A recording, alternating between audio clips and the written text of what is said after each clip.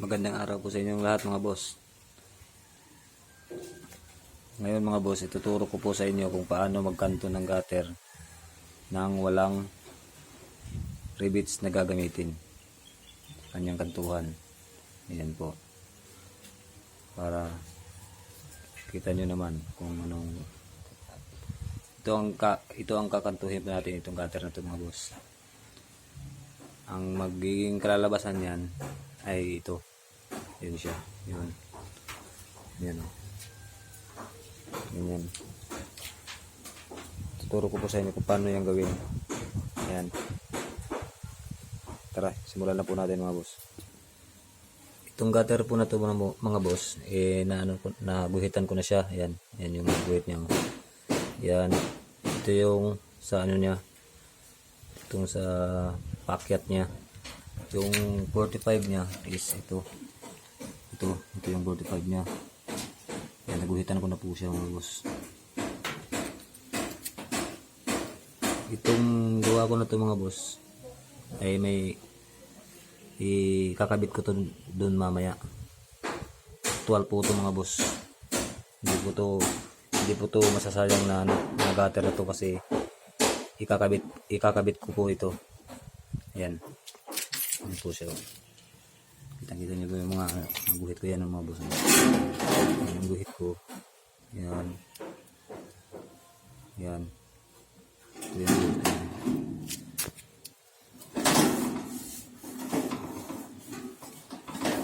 Medyo malikabok po mga boss. Mamaya pupunasan po natin itong tila. At ang mga gamit ko po mga boss sa mga gamit ko sa pagkakanto is yan lang po. Isang plies, gunting, skwala, lapis, saka yung litrohan. Saka ito, alcontra. Alcontra po ito mga boss.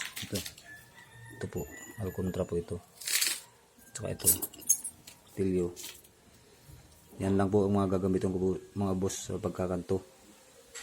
Tara, simulan na po natin mga boss ang pagkating ito para makanto na natin ito. Okay po.